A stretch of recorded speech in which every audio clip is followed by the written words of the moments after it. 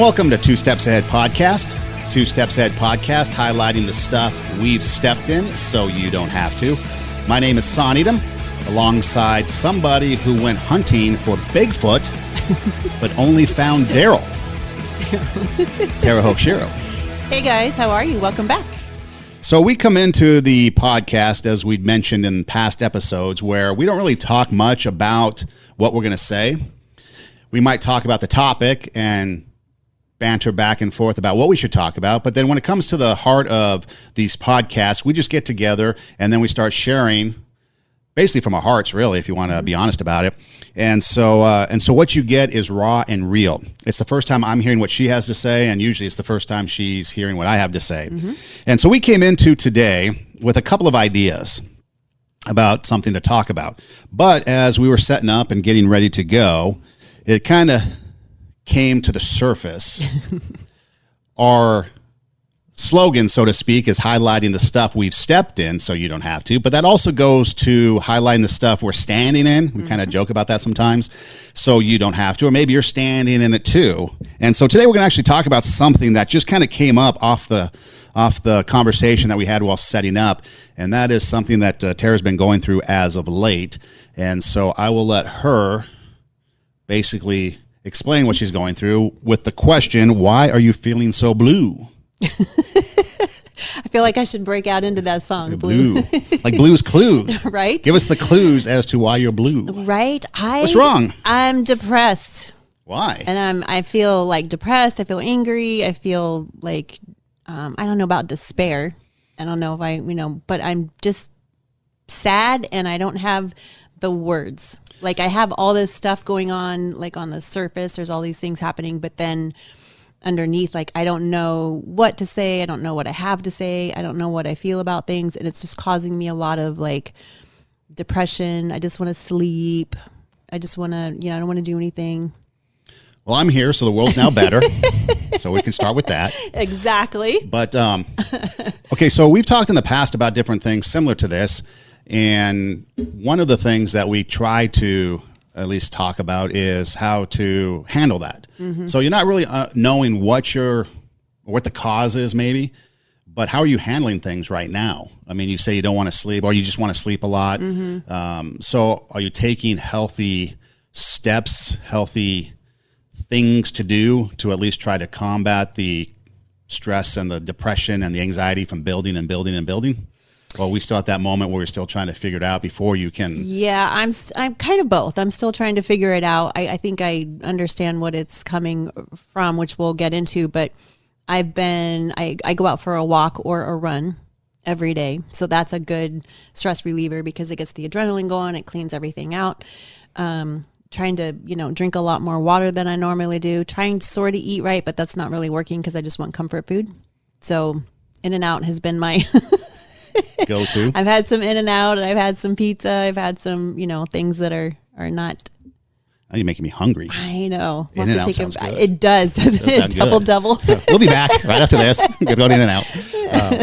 But so the cause, you're not really sure what the cause is. And again, we're just kind of talking here. So what would be, I think, one of the things, let's start with one, because I know we're going through a lot. We're going through a lot of stuff right now in the world. And things are starting to, as I should say, things start to seem like it's improving as far as the lockdown, things are opening, then other things happen in the world. Mm-hmm. And so it just seems like one thing after the other mm-hmm. keeps compounding from the outside. We talk about influences. Mm-hmm. So the outside is becoming negative. We got story after story of bad things going on in this world, and that affects us. Mm-hmm. And then, of course, personal life, we're still dealing with being locked down and we're still dealing with personal things that go on because of that and being in the house and not being able to do things. But is there one thing that we can start with that might be bubbling at the surface that you kind of feel is a tangible thing that's kind of getting to you? Yeah, I mean, I agree with everything that you said. Let me give it a little bit more context. I had mentioned earlier this morning, not on air, that as a writer, it's hard for me to get into that. Like, in order for me to have good writing, I have to be in that writing space. And so what that means for me is that I have to be able to take everything on the surface that's happening and then go down to the cellar, so to speak, or go down to the root and kind of be honest about what I'm feeling about all of that's happening on the surface.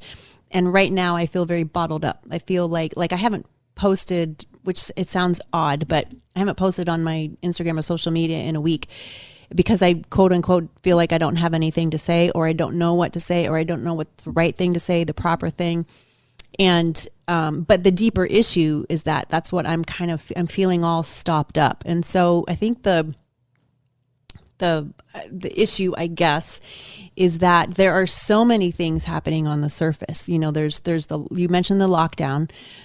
We are an essential business, so have still been operating, but we're 50% less, than what we were. And so we have employees that are, we had to lay some people off. We've had people that are not getting their full, paychecks because we don't have as much business. So that's a concern.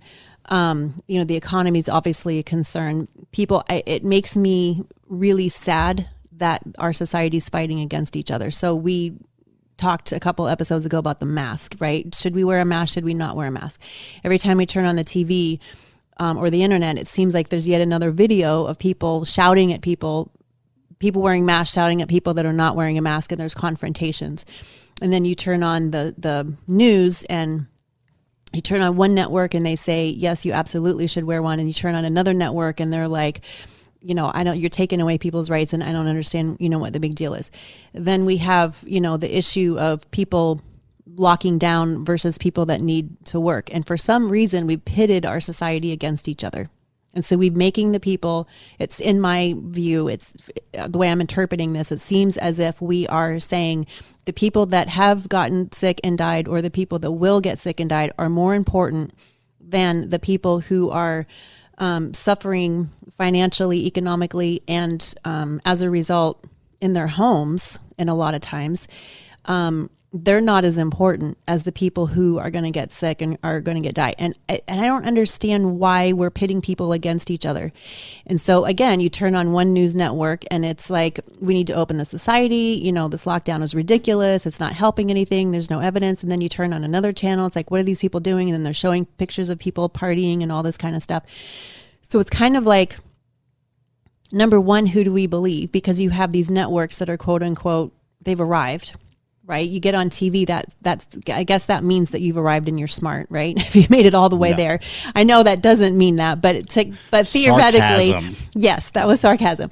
So we should give them credence because they're Fox or CNN or NBC or ABC or right. They're influencing us, and so they're not on the level. They're not on the up and up. They all have their agenda, and so we as a society are pitting ourselves against each other, and that just makes me really sad. I don't know what to do with all of that. Honestly, I don't know how to speak about it. I don't know what to say about it. Then you've got all this racial stuff going on that just makes me sick to my core. And I know it does you as well. And there's people that are dying and being beaten. And then, the woman in Central Park that was, the woman in Central Park that was just acting, Karen, I think was her name, arrogant and out of fear for no reason. And we see, and then there's the one channel calls it protests, another channel calls it riots. That's happening in Minnesota because of the guy that died there. It's all this one big soup that we seem to be fighting on sides, and nobody's on the side of all of us. It's like you pick a team, so to speak, and then you fight for that team. And then it's like these little teams. It's not the overall humanity team. It's the Republicans or the Democrats or the liberals or the conservatives or the mask and the not wearing the mask. Why? It just makes me, I get anxious in this kind of climate when people are fighting against each other. I get, it's causing depression. And then you have the personal stuff going on. We've got personal things in our family going on, that, we're all feeling the weight of the society. And so there's depression, and then there's, we have mental illness in our family. And so there's all these pressures going on, and, that I don't know what, so we have a microphone in front of us, right? And we should be able to talk about, here I am shooting on myself. We should be able to talk about, these things because we're filming and we have a microphone, right? So therefore we have something to say. I have nothing to say. Like, I don't know what to say. I don't feel comfortable talking about racism because I'm not an expert, but I do know that this is horrible. Like, this isn't something new. I don't want to be this white person that's sitting here being like, oh my gosh, I can't believe this is No, it's since the beginning of time, and what's still happening, and it's still awful. But so there's all these forces, I guess, on the outside and on the surface that I don't know how to interpret. I don't know what to do with it. I don't like what I'm seeing. I don't feel like I'm an authority to speak about it. And so I'm feeling like depressed and out of control and hopeless. And now I have my faith, but I'm feeling these things. Well, a couple things come to mind as I listen to you. One is obviously it's real. And so it has to be addressed for you, because these are real things.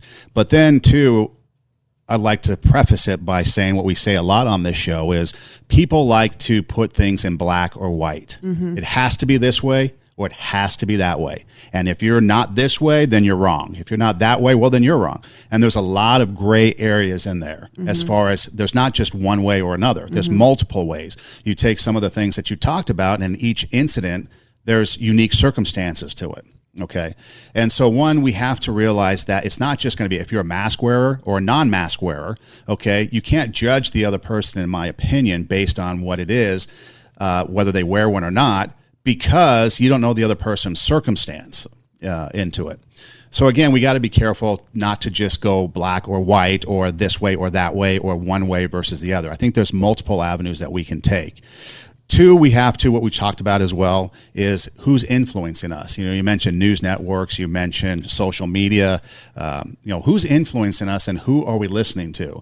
I think that that's important because if we're getting information from just one source, you talk about Minnesota. My family's from Minnesota, so I'm very heartbroken just about the city, the events, everything that happened. I would expect more from them, if that makes sense. I expect more from the people from the state that my family's from, and to see, everything that happened, is just, traumatic, and it just, like you said, it hasn't gotten to me the point of depression, but it makes me sad to think that, my family comes from that state, and it shouldn't happen. But then also too, we got to realize that I think if it comes down to not only, is it a black or white issue as far as, right or wrong, there's many areas in there that we can look at, who's influencing us. And then two, I think that there's a little bit, as far as you talk about being authority, I think we need to get out of the universal conversation and bring it down to the community. Because I think that's where change is really going to happen. We're not going to have change by having these dialogues on social media. We're not going to have change from, unfortunately, government officials because it just isn't. I'm sorry. And I think so if we start getting down to the community, the community, the people that we are with, the people that we are involved with on a daily basis, whether it's neighbors. I remember having several conversations with students in the past about their situation, and they all came from different racial diversity and their stories. And some of the stories, I just can't relate to. I can't relate to growing up in the inner city. I can't relate to, people that grow up in extreme poverty or first generation college students as far as coming from another country. So there's things I can't relate to, obviously, but I can listen to what they have to say. I can learn, I went to visit a former student of mine, and he's in South Central LA. And it was kind of funny because we've had several conversations about race before, and they've been really healthy. And it was kind of funny because the police drove by. We were outside standing, and I made the comment, "Oh, I should get out of here. A white guy standing in the black neighborhoods looks suspicious," And it's kind of, and he kind of chuckled. We kind of joke about the stereotypes, but there's some truth that why can't two people from two races, two different colored skin, stand outside anywhere and get along and that be normal? Why does there have to be something? So I don't understand that. So, but I think that the conversation has to start with the community. I think if we start with the community and then we can grow from there, I think that's where it's going to happen. Because I don't think the national conversation is really going to make any change. Talking to our neighbors, talking to, I don't think, groups. I think the national conversation is creating, I don't like to call people out because out of humility, I don't have the answers either. And so I try really hard to make it a point not to call people out, but in this case, I will just say the media in general, I think, is not helping us. The two channels, I purposely watched two opposite channels last night to see the difference in the way that they were handling, some of the events. And they were both calling people out. So like on one channel, they were calling out, citizens and like, look at all these people who are, doing it wrong. And then you flip to the other channel and they were calling out the other news channel and putting up clips from the other news channel's broadcast and saying, look how they're reporting. Like, this is ridiculous. And look what they're saying. And they're such hypocrites. And in my mind, this is just it's so damaging. And that's what causes a lot of my anxiety, because we, you mentioned a community, then we listen to these things and then we argue about it one-on-one, or we argue about it at work or in our family. And we start having these debates based on what we heard on our particular news channel. And then we're fighting. Right. And so there isn't a pattern. I will say, the only name that I'm going to mention is Spectrum, because Spectrum News channel, I know you don't get that channel, but they are the most objective that I have ever seen. Like I love watching them because they just report things as they are. And then they have a bent to help the situation and not just point it out in a salacious manner for ratings. Like they have people on that are actually doing things to help. So I do like them, but it makes me nervous. Like when, the media, and then we listen to that and then there's conversations, with individuals in our community, and it's just an argument. Like none of us are fighting. Like I don't understand why we're making people who are going to get sick more important than people.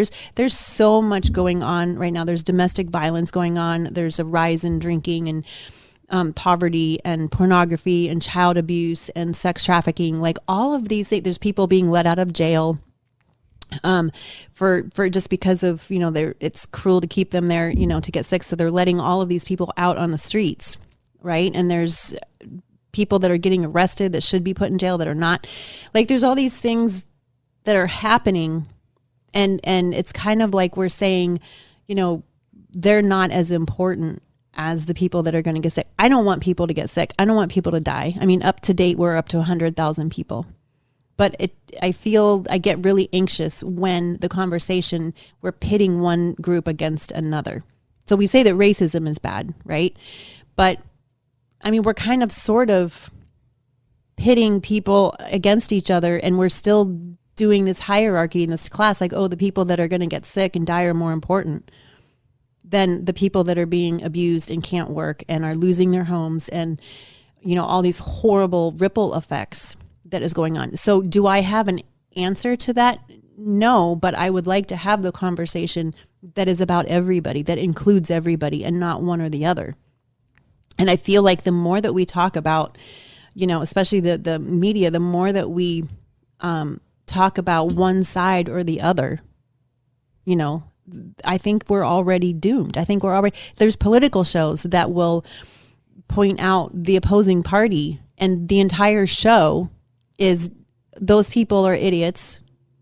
And I'm looking at them like, so your party's perfect? Really? Like nobody has enough humility to say what their side, the cons of their side. Everyone has the pros. Oh, we're so great, but let's just bury the cons and let's not talk about our weaknesses. That just makes it worse. And then I'm watching. I mean, I don't know. If you guys are listening, please comment. Like, am I the only one that feels that way? Like caught in the middle? Like, I don't like all of this arguing. I don't feel like we're getting anywhere with these arguing. And so so I'm left like, okay, you go outside and hopefully people are not going to get into an argument today. But I just feel like that's the climate that we're living in, whether it's the stuff happening with the race or the stuff happening with the illness, or people, do we open, do we not open? Like there's just all this arguing right now. It's just making me very sad. I think if I get the quote right from a book that you know well, slow to speak, quick to listen, something like that. Mm-hmm. Okay. I think that's what we need to do. We need to pause for a moment and listen. Mm-hmm. And listen to what people have to say. I think Ben Watson, I think he's retired now, but an NFL player. and black guy. And so he came out and was talking about some of the current events going on. And he was saying that, there has to be the conversation, and it's going to be uncomfortable. That's just a matter of fact. Right. And so you're going to have an uncomfortable conversation. It's not going to be nice. I mean, well, let me rephrase that. It can be nice, but it's going to be uncomfortable. And it's going to make us squirm in our chairs. And that's what we have to do. But we have to be slow to speak, quick to listen. And so that way we can understand what the other person is coming from. We talked about it, walking a mile in somebody's shoes, and all those other analogies. And I feel like we don't have an example. No. Of that, what you're saying. I agree with what you're saying, and we don't have an example of that. We have example of people promoting their agenda and trying to win the argument and trying to be right, but not develop relationship and not listen and really understand. I told you guys a couple of podcasts ago, I think, about a class I took in college, and the professor wrote a book. It was I don't know what it was as far as the category, but it was a race relations class. And he wrote the book, and the title of the book was We, They. And it was black, white, basically. And I started thinking about that after we had that conversation. And I wished, obviously, however many years ago it was, I wish I had thought of this. But I was driving home after that conversation, and I was thinking, okay, he had we, they. We was like in white, they in black or something, or we in black and they in white on the cover. And then I thought, what about just putting an equal sign? Us. Yeah, exactly. Because that's what it is. We're all in this together, and we're all, like you said, team humanity. And when we start dividing ourselves based on whatever it is, and we come together as a community, listening first, trying to understand the other side, trying to understand the differences, because that's when then change can truly be made. And there are going to be people, there are going to be entities that have an agenda that don't want change. Right. Because they thrive off of what we're going through. Right. Just like in the stock market, when we think things are going good, we're making money. But when things are going bad, we're losing money. However, there are times when things are going bad with the economy that people are making money. In fact, I think the billionaires have gotten richer now. For example, Amazon, I think they're making more because people are home and, ordering online. So the point is that just because things are bad doesn't mean good can't come from it. But it starts with listening, and it starts with understanding, and it starts with the heart. We have to have a heart of compassion for the other person. We might not experience what they go through. They might not experience us. People look at us and might think something and think automatically a certain way towards us. We might look at people, but we got to put our biases aside, because oftentimes we realize a bias is a misunderstanding. I've talked to several students about things, and and it becomes a misunderstanding of what it is they're doing. And it doesn't have anything to do with race or anything. It could be, why didn't you turn your assignment in? Oh, you're a lazy student. You're a bad student. You don't care about school. And it could be like, no, I was in the hospital all night. Okay. So it's a misunderstanding of what the student is, and therefore we have a bias towards them. So if we have an understanding and we can sit and listen, I think that's where it starts. And we might not have the answers, but we can't get to the answers. And in fact, we probably should leave our answers at the door. Because in a science experiment, you have a hypothesis, and then you do the experiment, and then you see if it worked. Now, I don't know about you, but in science class, my hypothesis never worked. The outcome was always different from what I thought. Maybe I'm a bad scientist. I don't know. But that's the idea. It's like, okay, we can come in with an idea of what we'd like, but we have to be willing to understand that it could be something completely different. And I think that's where we run into trouble, because then it challenges our beliefs. It challenges our identity. It challenges our behaviors, the way that we've always lived. And that's a problem. Like when we have to really challenge the way that we're thinking, it's ugly. It's really ugly. When I think about how I, just like talking about racism, the messages that were put in my head when I was growing up, they were ugly. And it has taken some time for me to get rid of those. I know that they're wrong. I know that they're not the way that I should think. I know that that's not something to agree with, but they're in there. So I think we have to allow ourselves to be challenged, and we have to be brave enough to admit some of our incompetencies or some of our biases. Like, we all have them.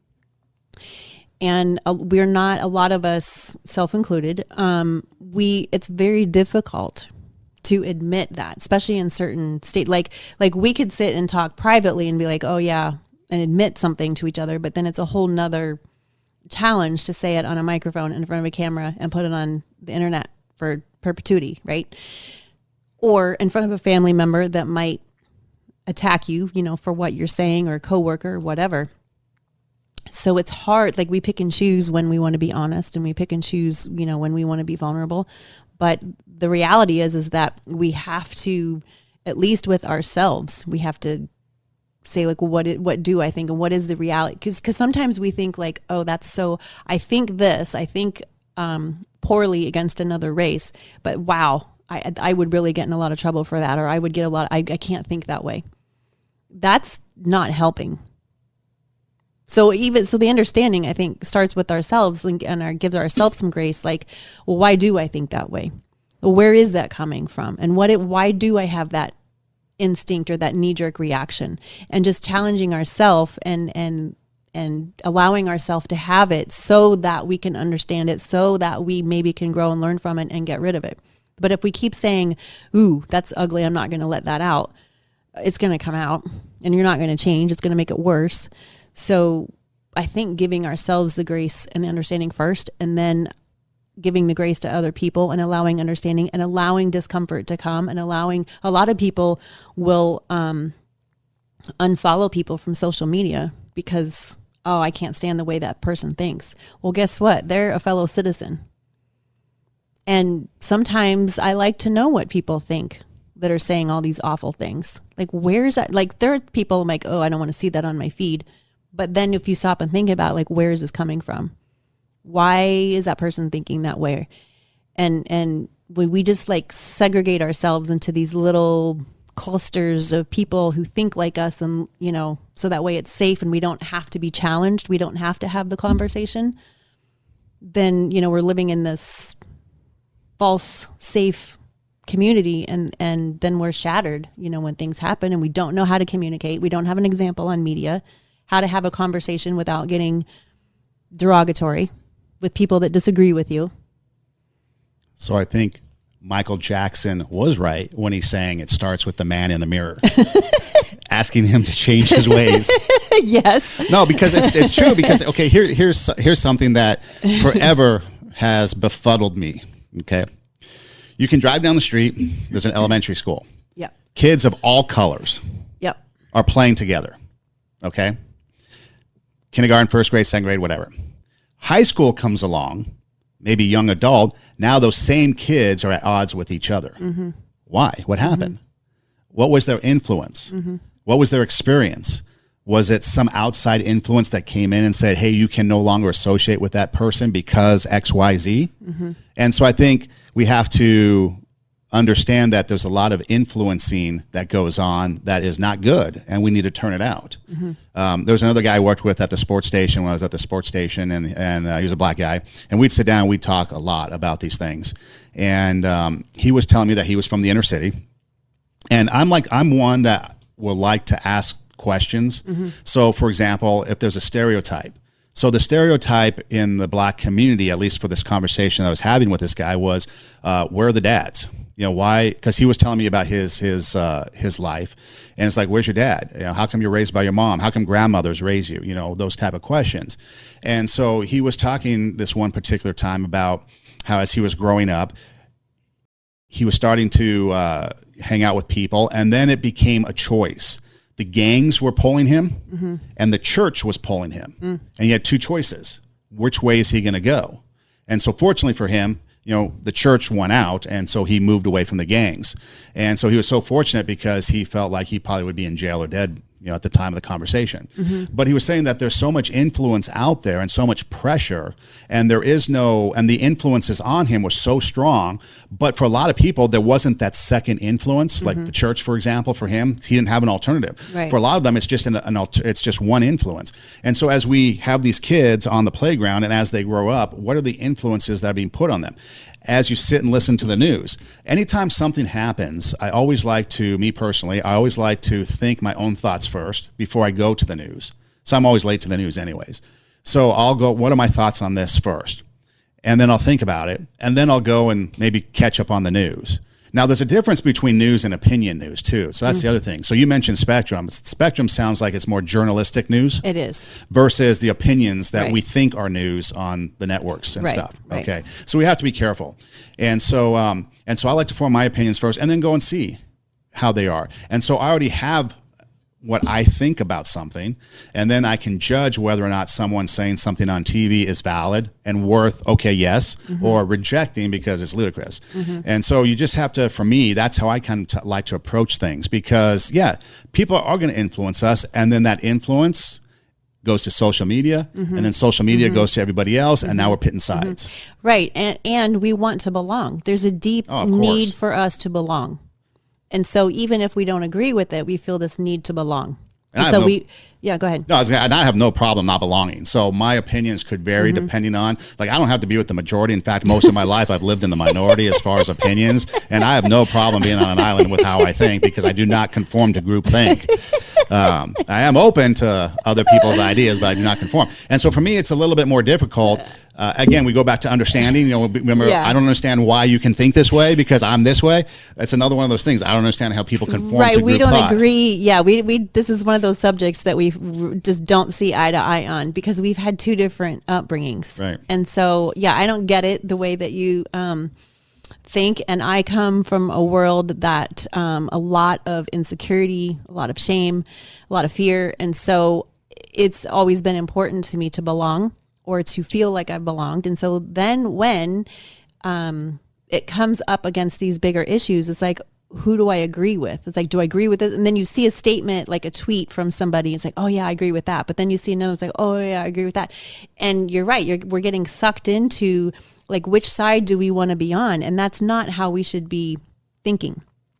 And it has taken me a long time to come around to the fact, to get like a bigger view, like a macro view, into like, okay, what does God think? And what does the Bible say? And what does Jesus, like, not like a kumbaya thing, but like an honest wisdom, like what the heck is going on? So it's taken me a long time to kind of get that different thought process, but it still makes me very sad and very depressed when I see human beings treating each other the way that we treat each other, and arguing and taking sides, and we're not getting any. I'm like, we're getting worse, not better. Yep. This isn't something that is self-sustaining. Like, it's just going to keep. And the irony is that we hear people on the news that will say, oh, the president, and it doesn't matter if it's the current president or the one from 4 presidencies ago.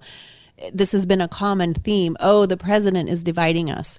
Okay, the president may be saying divisive things, but the news is also, like, or we are also. Like, anytime we take sides and we say that this group of people is more important than this group of people over here, we are being divisive. We are being divisive. And so we like to blame it on other, higher ups, but we are the ones that are perpetuating this cycle of who's more important, the sick or the people losing their jobs. And so I guess, even though I have developed a higher perspective and I'm not as following the group, think as much, it still makes me really sad that this is the climate that we're in. And so I don't agree with a lot of stuff, but then I'm also not, I'm silent. I'm not as verbal either, because I don't necessarily go out and say, oh, I totally disagree with this. And I need to learn to do that, because there are things to disagree with. Racism and is something to disagree with. And yet I'm silent, because I'm like, I don't know what to say. What if I say the wrong thing? What if I'm naive? What if I'm say something that's really ignorant? What if I don't know what if people look at me like I'm a dumb, white woman who's grown up with, privilege? Like, those are the things that go through my mind. And it's like, no, why am I thinking that? Like, racism is wrong. Like, it's not okay to treat people that way. It's not okay to behave that way. So why is it so hard for me to be a part of the conversation? But I think it's because there's so much arguing and so much us versus them that, like, I don't want to be on either side. I don't agree with either party. I don't agree with anybody. So Well, I think what you what just do you said. do? I think what you just said is the best way to do it. I don't agree with racism. Boom. If you just need something that simple, like Nancy Reagan back in the 80s, what was the thing about drugs? Just say no. Say no, yeah. It was as simple, but it resonated with everybody. Just say no. So even sometimes the simplest things, I think sometimes we get caught up and we have to be so profound. But yet, what's the acronym? Keep it simple, stupid. And so sometimes just I don't agree with it. Maybe just something like that, or something as simple as what, I'm not going to partake in this because I disagree with it. But I think we also have to be able to be open to the idea that everybody. Have to be careful because there are some nutty people out there that have some radical opinions. And so we do have to be careful. Again, it goes back to who's influencing us. Right. But when we talk about just kind of the neighborhood, let's get back to the neighborhood, okay? Forget the talking heads and all that. Let's get back to the neighborhood. I think that everybody has a legitimate voice and a legitimate opinion that needs to be listened to. And then that's when we start the dialogue. For example, growing up, there's always been the immigration thing, okay? Now, I grew up in an area where we had a lot of people that immigrated from Mexico and maybe some other places, but Mexico was the biggest. So it was kind of a minority, a Hispanic minority neighborhood that I grew up in. And so I was able to, race didn't matter, skin color didn't matter. Hey, kids, you want to come play? Let's go play. They're friends in the neighborhood. I think I had Italians next door, and then I think people from Mexico. And then, I think we had some Koreans down the street. And so we all kind of were a melting pot of a neighborhood, really. And so, but the thing was this, so growing up with immigration, to me, it was always fascinating that Hispanic immigration was the negative. Okay. So now we fast forward to today. Okay. And now we have all this immigration conversation. And so my perspective on immigration was a certain way. Okay. And so I started talking to some students, and there's one student in particular who was a dreamer. And a dreamer was a student that came here, or was a young person that came here by their parents when they were young. And I believe it was Obama then created the Dreamers Act, where it kind of gave them this status of not really illegal, but not really citizen. You're kind of like in the middle, whether that's healthy or not, whatever. But as I was talking to her, she wanted to be a filmmaker. She wanted to do some things. But because of her status, she had gone through community college, but now she could no longer go anywhere else because all federal aid is done, or all college loans and aid is done at the federal level. So it's federal aid. And because she's not a citizen, therefore she doesn't qualify for federal money. So she can't go to school. Right. Okay. So now she's stuck. And I was thinking, wow, that's really sad because here's somebody that I think, just from being around her and teaching her, she would probably do a lot of good things.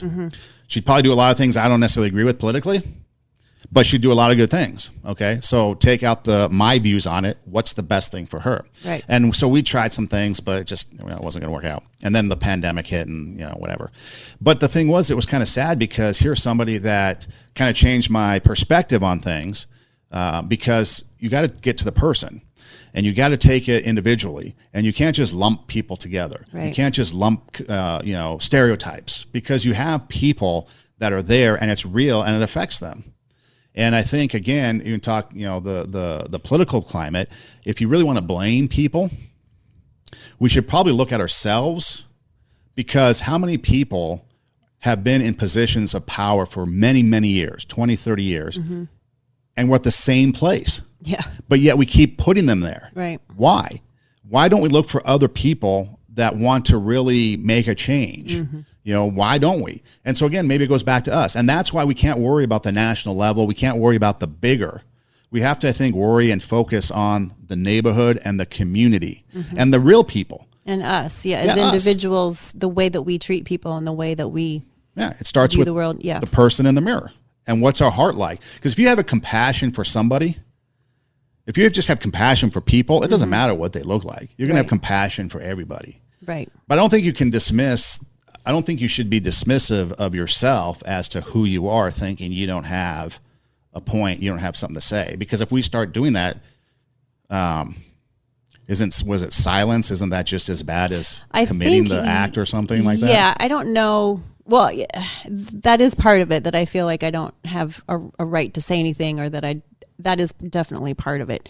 The bigger part of it is that I think I haven't figured out how to speak about it in a way that is part of the solution and not more of the problem. And belonging, sometimes sometimes belonging isn't all it's cracked up to be. Like we could be selling out if we're belonging. So we have to decide for ourselves, okay, well, what is it that I'm wanting to belong to? What is it that I want to be validated in? You have to ask ourselves those questions, because then if we're getting our belonging from society or from, horizontally from people, then yeah, we're going to follow the crowd and we're going to sacrifice, our own beliefs or our own thoughts because we want to get along and belong, right? But if we want to belong to, like, I want to belong to, what God says. God isn't racist. He doesn't condone all of this madness. So I want to, skip all of the middle part and just see what he says of me, not because of who I am, but because of who he says I am and we are. And so if we can get to that point of our identity, and for me, identity in Christ, then it's easier to navigate, I guess, this landscape. So maybe I'm forgetting that. Maybe that's what, there's a lot of things that I need to process. Like, it's hard to watch people fight against each other, and you turn on the news and then you go to the grocery store and there's just people fight. That's just hard to stomach. So I think I haven't processed it. I think I haven't, so it's not there's a part of it is that I feel like I don't have permission to speak, but then the other part of it is I just haven't processed it enough to know, like, well, what do I think without, in the absence of listening to the news or in the absence of all the people spewing on Facebook and social media, because sometimes we don't even know what our own thoughts are. And so to get to that quiet space and to process it and be like, okay, what do I really think?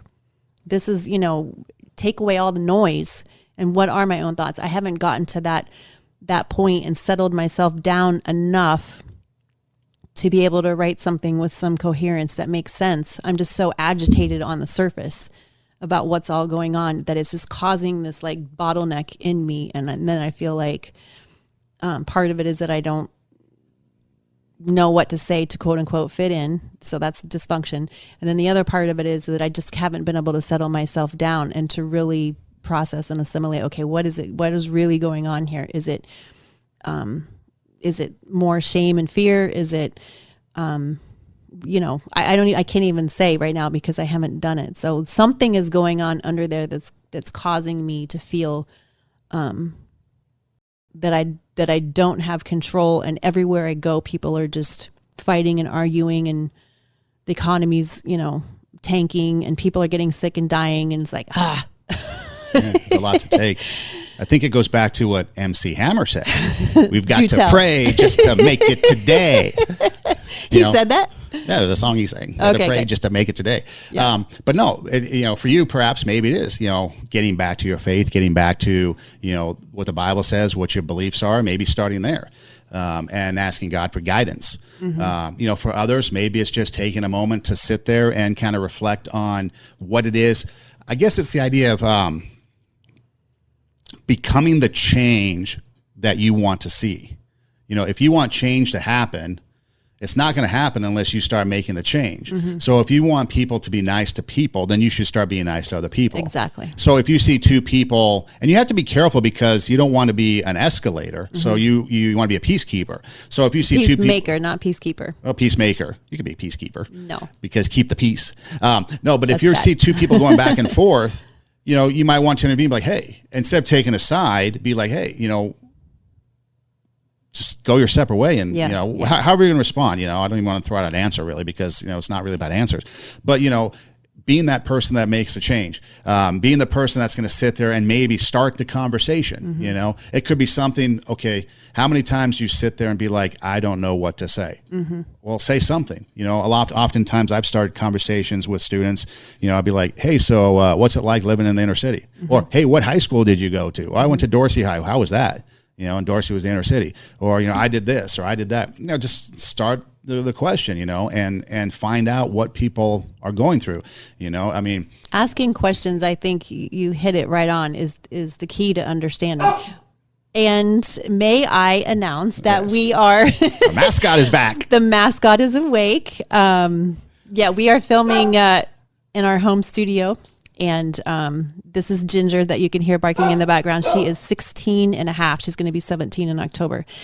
So I think she's agreeing with asking the questions during the conversation. Yeah. So you finish your thought. I think I'm going to try opening the door and letting her out and see if that helps. If not, then enjoy the barking for the next 10 minutes.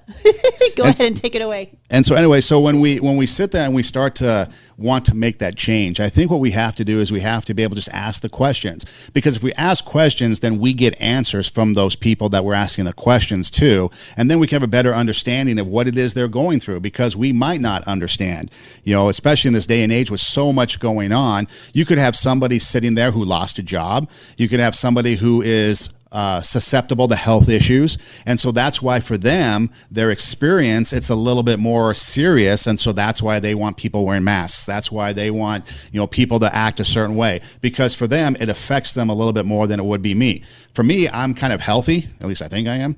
And so I don't really think about it from the perspective of, somebody else is sick, and so therefore, why should I do something because it doesn't affect me? Mm-hmm. But maybe it might affect somebody else's peace of mind. I hate wearing a mask. I'll just tell you, there's times where I go into the store, it says mask required. I'm like, no, I'm going to give you the finger because I'm going to do it because I don't want to wear one. I'm adamant on it. I'm not going to do it. But then again, on the flip side, what if we were able just to put it on because it takes no effort at all, mm-hmm. and it gives somebody else peace of mind. Mm-hmm. And now for those 30 seconds or 2 minutes or whatever that we're in the store with them, mm-hmm. they are now like, okay, calm. We didn't mm-hmm. incite something out of them. Right. We didn't incite the mask. Those people that were in Long Island or wherever it was, where they were yelling at somebody because they weren't in the store. What if somebody just stood up and said, hey, everybody, shut up. Mm-hmm. Let me go talk to the person. Mm-hmm. Instead of this big riot, it would have been like, hey, you know what? Maybe, you could wear a mask. Why aren't you wearing a mask? You not have one. Yeah. I walked into a store one time. This is the other thing too. I completely forgot my mask. I mean, mm-hmm. literally, it's not something I think about. I have my phone, I have my keys, I have my wallet. And that's what I'm used to thinking. Right. I'm not used to thinking about grabbing a mask or a handkerchief or, my gas mask and my hazmat suit and all this other stuff. I don't think about that. So I grabbed something. I went to the store and the lady was like, where's your mask? I'm like, I don't have one. And then she was like, well, you have to have one. I'm like, okay, I don't have one. We can either do two things. We can either spend 5 minutes arguing about it. Mm-hmm. You can either ring me up mm-hmm. with my transaction and make some money, or I'll go down the street to the next store. You pick right now. Okay. And she was like, run the transaction. Okay. And it was that simple. It wasn't intentional. I just didn't have one.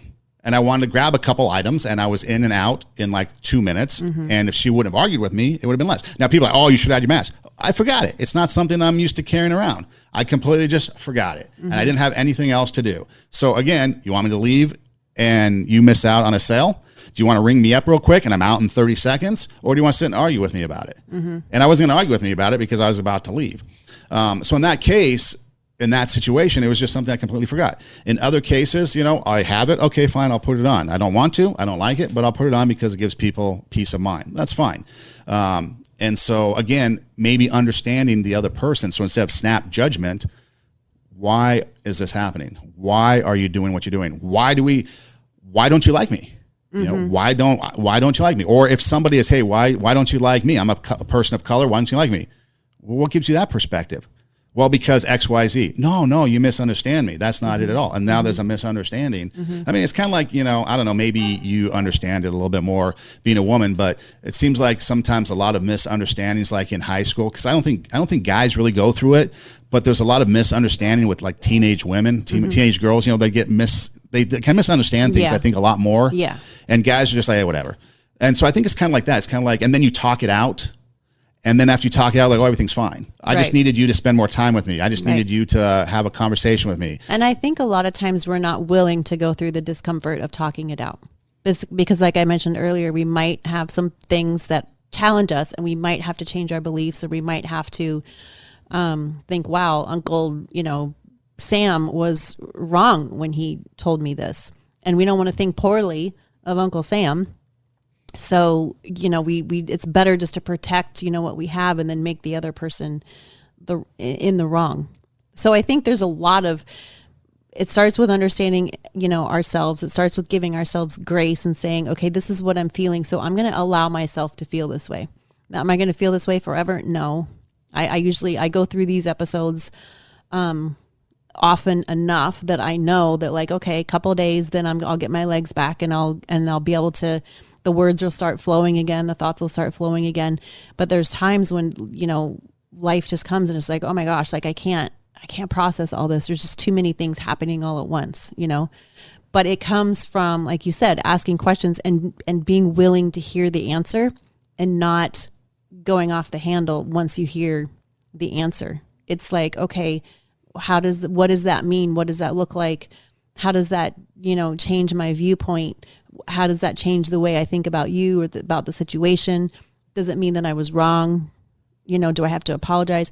Or, is there just some new understanding that we're going to come to? But a lot of times we just don't have the strength for that. We don't have the patience for that. We're not brave enough to experience the other story, whether it's someone just got a bad night's sleep or they're from a different ethnicity and whatever. A lot of times we just can't handle it or don't want to handle it. I think too, we oftentimes, or maybe put it this way, have the kind of inventors mentality. Inventors sit there and they have an idea for something. Mm-hmm. They do it. It didn't work. Now, how can this change? Mm-hmm. They're not steadfast because doing the same thing over and over, expecting a different result is insanity. Mm-hmm. So they're like, okay, I think this is going to work. I'm going to put this round thing through a square hole. Mm-hmm. No, it doesn't work. It's got to work. No, they adapt and they change. Mm-hmm. So they have an idea of something. So in our opinions and in our beliefs and in our views, we have an opinion, we have a view about something, and we think this is the way it is. Mm-hmm. But then maybe we start to understand that, no, this isn't the way it is. Maybe we need to change that. Or maybe it was that way one way. Okay, for example, if I might use this, the term sweetheart, okay? Used to be a term of adoration for women. Hey, sweetheart, how you doing? Now it's like sexist, okay? So some of the words we use and some of the terminology we use, at one point it was a good thing. Mm-hmm. And now it's like a bad thing. Mm-hmm. Okay, so now we have to adjust. And we have to adjust to the times, okay? So we have to start to think about those things. Okay, what was good at one point might not be good today. What we thought about at that time might not be today. And that could be for anybody. Mm-hmm. It could be, okay, at one time my views were probably not good, but today they are good. Mm-hmm. One time my views were good, but today they're not good. Mm-hmm. And so it's life is like an ebber, it's kind of like a jellyfish just bobbing out in the ocean. It's going to change. There's no straight, right, wrong, this, that. Life isn't going to be just a certain way. It's going to be an amoeba. It's going to flow. It's going to change. It's going to move course. Things are going to happen. And this pandemic proves that. Right. No one prepared for it. And look what happened. And other things we prepare for, okay, loss of job because we got a down economy. Oh, I got cancer. That's not good. Or I'm sick. That's not good. But no one really expected this. Mm-hmm. And we had to adjust. Right. And our opinions, our views, our perspectives on people and how we handle people should change and adjust too, because you've often mentioned that character is in the opposite situation. So note to self, because I'm feeling, depressed today and angry, that I'm going to have to do that. I'm going to have to do the opposite of what I feel like doing. But character only has value in an opposite situation. In fact, I was going to say, we've got... Look at this. If you're watching us on YouTube or IGTV... or many of the TV stations. Or many of the TV stations that we're on. This mug that I am holding in my hand is the first in the designer series that I started, Terrifically Uplifting, Wear Your Character, or Drink Your Character in this case. So this mug says, it gives the definition of kindness, and it says, a gentle and loving spirit in the middle of a shit show. That's kindness. Yep. So, or you could switch it. We also have one that says chaos. You can order these, by the way. Go to our, Son will give you all that information in a minute. But the bottom line is that this is opposite. This is what we're talking about. The character only has value in an opposite situation. Kindness only has value if you're giving a gentle and loving spirit in the middle of a shit show. That's kindness. It's not when someone's being nice and you're like, oh, what a pretty dress. Oh, thank you. You're so sweet. You're so kind to say that. No, that was a no-brainer. Kindness is in something serious is going on and maybe you give them something they need. Kindness is of what you being in the grocery store and seeing someone that is mask on. Put either wearing or not wearing the mask, and you're nice to that person I'm so kind when I put my mask on in the store. How great. Yes. I learned something. Or the cashier being kind to you. You did not have a mask on, and so she's going to be kind to you anyway. And ring me up. Yeah, so it's in the opposite situation. Feel better? Yeah, a little bit. Yeah. I know it'll take a little bit of time, but maybe a little processing things to think about. We'll call you, in addition to the great Son Edom, now we'll call you Dr. Son Edom. Therapy. We had a therapy session. Yes. Speaking of which, she mentioned the mug. Now, what you can do is if you go to our Instagram pages, mine is at Edom Rocks, EIDEM ROCKS. Or if you go to at 2 Steps Ahead Podcast, you go to the link in the bio. You click on the link, and there'll be a list of things that pop up. You might have the YouTube link, so you can click that and go to our YouTube channel. It has a Spotify link where you click that, and Spotify will come up and play our podcast. SoundCloud, there's a link for that. And then there's a link that says Swag Shop, which is where you can go. Click the link, click Swag Shop. The store comes up. There's mugs, there's T-shirts, there's phone cases, which are really cool. There's all kinds of things there that you can check out. And so if you just go to Instagram, you can find anything you need there on the Instagram pages at 2 Steps Ahead Podcast and at mine at Edom Rocks. And then you've got some places people can go. Yes, and the easiest way to find me is on Instagram. So I am at Tara Hokeshiro, TaraHokeschiro, and there is a link on my page as well that'll take you right to my website, tarashiro.com, where you can shop all the swag. There's a blog there. There's a podcast link, so all of the videos are there if you want to see back episodes. So everything is on my link as well. Yeah, and some of the things that we've kind of referred to today, you could probably go back and check out some of those former podcasts. Also, like I mentioned, Spotify, YouTube, SoundCloud, we're on all the major stops. You got Pandora, you've got iHeartMedia, you've got Stitcher. And also, if you're in the Pasadena, California area, we're on 2 channels, Tuesdays at 10 a.m. and 10 p.m. We're on Spectrum, Channel 32, and then AT&T Uverse, Channel 99. And then in the Long Beach, California area, we're on Spectrum, Channel 32, and Frontier, Channel 41. And then there's a couple other channels that we're coming to as well. So we've got a lot of great things coming on. We've got some great merchandise. Yes. Father's Day, graduates. Yes. We've got some TV channels, TVs will come in near you. But everything can be found on Instagram as a great source to start. At 2 Steps Ahead Podcast. And again, if you click the link in the bio, it'll take you to a few different places, and you can enjoy the show there. 2 Steps Ahead Podcast, highlighting the stuff we've stepped in so you don't have to. Thanks for listening. Do tell a friend, be kind, don't be an a-hole, and we'll see you next time. Thanks, guys.